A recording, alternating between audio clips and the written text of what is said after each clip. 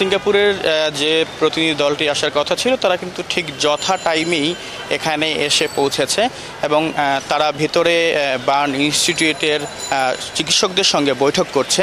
সিঙ্গাপুরের জেনারেল হাসপাতালের সিনিয়র চিকিৎসক চংসি জ্যাক এখানে এসেছেন, তিনি এখন বৈঠক করছেন। বৈঠক করার পর তিনি রোগীদের কাছে যাবেন, সেখানে গিয়ে তাদের অবস্থা পর্যবেক্ষণ করবেন এবং পর্যবেক্ষণ করার পর তিনি তাদেরকে হয়তো চিকিৎসা সেবা দেওয়ার কথা বলবেন। এছাড়াও কিন্তু ভারতের নরেন্দ্র মোদী কিন্তু এই ঘটনায় ইতিমধ্যে শোক প্রকাশ করেছেন এবং বাংলাদেশকে এই ঘটনায় কিন্তু তিনি সহযোগিতা এবং সাহায্যের কথার আশ্বাসও কিন্তু দিয়েছেন।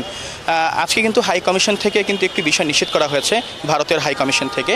সেটি হলো মাইলস্টোনের অগ্নিদগ্ধদের চিকিৎসা সেবা দেওয়ার জন্য ভারতের একটি বিশেষায়িত চিকিৎসক দল এবং নার্সদেরকে খুব দ্রুতই বাংলাদেশে পাঠানোর কথা বলেছেন এবং তারা এখানে এসে সে সকল রোগীদের পর্যবেক্ষণ করে পরবর্তী পদক্ষেপে যদি আরও বিশেষায়িত চিকিৎসকদের প্রয়োজন হয় তাদেরকেও বাংলাদেশে আনানোর কথাও কিন্তু হাইকমিশন থেকে জানানো হয়।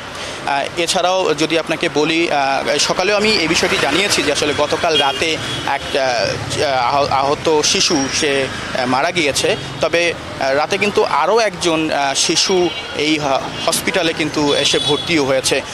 সেই ক্ষেত্রে কিন্তু আগে যখন শিশুটি মারা যাওয়ার আগ পর্যন্ত 44 জন ভর্তি ছিল, পরে যখন তিনি মারা যায় তখন কিন্তু 43 হয়ে আসে এবং রাতে আবার যখন আরেক রোগী ভর্তি হয় তখন কিন্তু আবার 44 জনই এখন পর্যন্ত এখানে চিকিৎসা নিচ্ছে। এছাড়াও যদি আপনাকে বলি, আসলে আইন শৃঙ্খলা বাহিনীর কথা যদি বলি, আইন শৃঙ্খলা বাহিনী কিন্তু এখন পর্যন্ত কিন্তু কঠোর অবস্থানে রয়েছে। তারা কিন্তু কাউকেই, কোনো গণমাধ্যমকেই কিন্তু ভিতরে ঢুকতে দিচ্ছেন না এবং যারাই ভিতরে ঢুকছেন তাদেরকে জিজ্ঞাসাবাদ করে তারপরে ভিতরে যেতে দিচ্ছেন। সকল জায়গা থেকে কিন্তু তারা হুঁশিয়ার রয়েছেন।